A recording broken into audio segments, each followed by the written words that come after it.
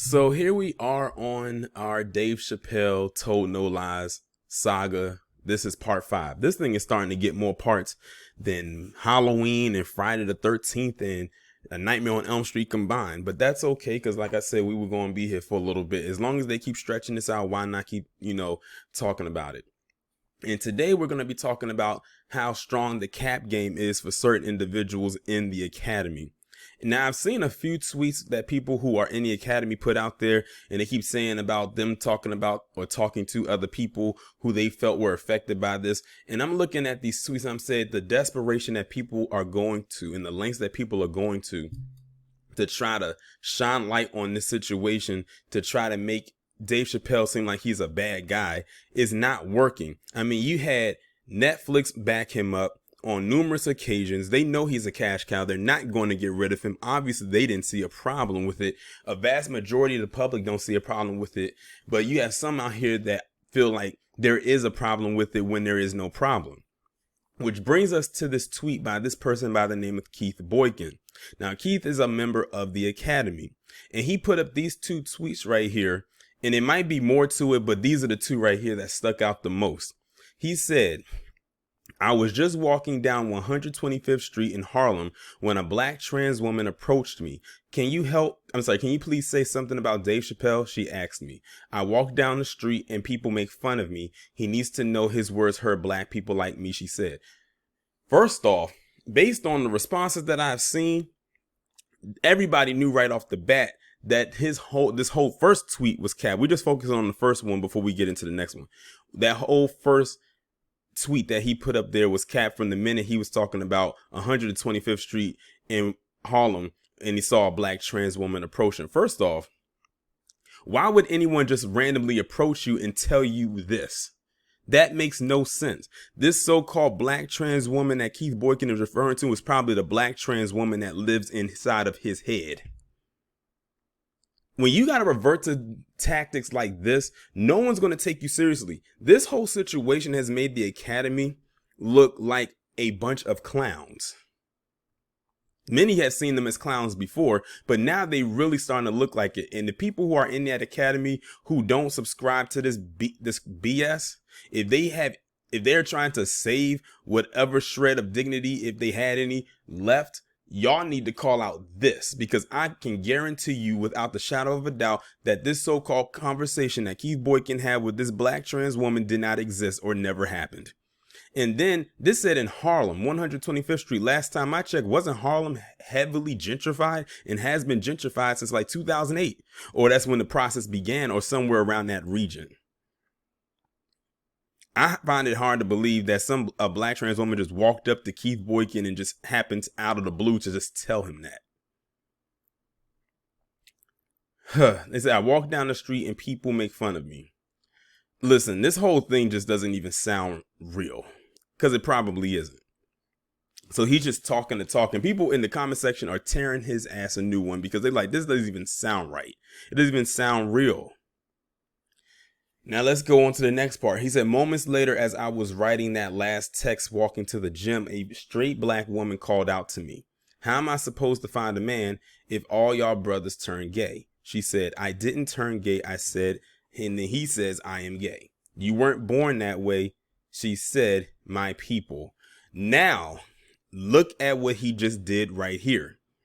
Now, look at the tone he had with the black trans woman who was a person who was biologically born a man who now lives as a woman, and how he was more open and sympathetic to this so-called person that I don't believe even exists. And look down at what he said and when it came to a heterosexual biologically born black woman, which I don't even believe exists. Not saying that heterosexual black women don't exist, but y'all get what I mean. The one that he created, because I don't believe in this scenario that this woman exists either. He had to make it seem like this black woman, this heterosexual black woman, was quote unquote homophobic, because that's the lane that he's headed in right here. So he went from a black trans woman saying that they're making fun of me, their words are hurting me because of what Dave Chappelle said. He went from that to a black woman questioning why so many black men are turning gay. look at the dynamics that, or the mental dynamics that he went in these two tweets. In other words, black women, in a way, this was his way of basically, as they say, throwing shade at you. How dare you question him for his sexuality, but when it comes to the quote unquote black trans woman, then he has to extend his arms out and help that person and shield him from the big black boogeyman that is a heterosexual black man, aka Mr. Toxic Masculinity, aka Dave Chappelle. So he basically did a few things. One, he made it seem like Dave Chappelle was a big black boogeyman. And two, he made black women seem like they were homophobic. In two tweets, just in case y'all didn't catch it. And I have a strong feeling that he was lying in both of these. That's why I keep telling some black women that academy is not to be trusted. And here you have right here in this tweet proof of that. We have a common enemy. Because in this moment right here, he made it seem like black men or black heterosexual men are the enemy. And he made it seem like black heterosexual women are the enemy. Black people, or black men in particular, already knew how the academy got down. It's black women that are a little bit late to the party. I think a lot of you all are starting to grasp it, but some of you are still kind of hanging on, such as that black woman who recently got fired from Netflix for pulling that stunt. I'm like, you are a black woman working for Netflix and you're pregnant and you're extending the olive branch out to help haul tea, and then took it a step further because, she was the one that organized it. And you took it a step further by leaking private and confidential information about the company, like such as how much they were paying Dave Chappelle. That was that was nobody's business. And why were you pocket watching this man anyway? That was none of your business. That's not your money. So it's a lot of shadiness going on here. Then I also saw a post not only from Keith Boykin, but I wanted to highlight him because this right here was just ridiculous. I saw one, it was an article that was posted up on, I think, Yahoo, where Channing Tatum said something. It made no sense. George Takei, who played on Star Trek, he made a tweet a couple days ago basically saying, throwing subliminal shots at Dave Chappelle as well. Like I said, Dave Chappelle in just one special caused all this so-called controversy that people have been talking about now for at least the last 2.5 to 3 weeks. And they're still talking. Like they are that riled up and they are that upset about something that they thought they heard. But like I said, the Academy, and seemingly mostly Hall T and even some members of Hall G, have the biggest problem of receiving criticism, but they'll be the main ones that will dish it out. And a lot of it is in a very negative, stereotypical way. And the thing is, I've said this before, they're fighting a losing battle while going uphill. And they don't know when to stop. Who knows if they will ever stop?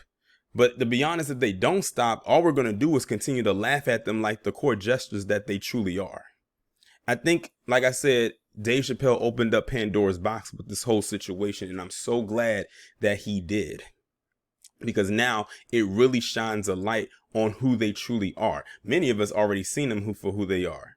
And it's crazy because you have people like that black woman who was pregnant at Netflix, wants to lead the charge and organize that walkout with Netflix. And you have this Keith Boykin right here who's putting this stuff out here. Both of these people are black, and most people who are in that academy who are Caucasian could give a damn about them. When they got what they wanted out of Obama, when they signed the same-sex marriage into law, they left the black people in the dust. Like I said, they only pull you out as a form of a mascot when they need you. And when they're not using you anymore, they'll either put you back in the box with the other toys or they'll discard you altogether. So you have that black woman doing Miss Ann and Zaddy's work. And you got this Keith Boykin doing the same thing. But only thing difference between her and him is that this guy right here is throwing black men and black women under the bus.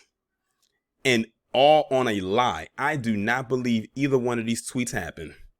Or what he said in these tweets actually happened. I don't believe it. And many people who are commenting don't believe it either. We don't believe it at all. Because guess what? If this was actually true, Keith Boykin would not have missed the chance to actually pull out his a recorder or a camera and actually ask this person, do you mind if I record you telling me this so I can put it out there? Then I would actually believe that. But then again, I would take that with a grain of salt too, because who knows if Keith Boykin could have paid this person to say something that wasn't true. I'm just saying you got to cover all your bases here. All I'm going to say is this: the Academy, y'all are looking more pitiful by the day. Every single day is something new coming out, going back to Dave Chappelle in this special, and it makes y'all look desperate and pathetic every single time. Every single time. So that's all I have to say about this. This is part 5 of the Dave Chappelle Told No Lies saga. I don't know if there's going to be a part 6. It possibly could be. I'm like this. As long as they keep putting it, like keep dragging it on like this, the more I'm going to continue to talk about it. I mean, hey, why not? Y'all let me know what y'all think down in the comments.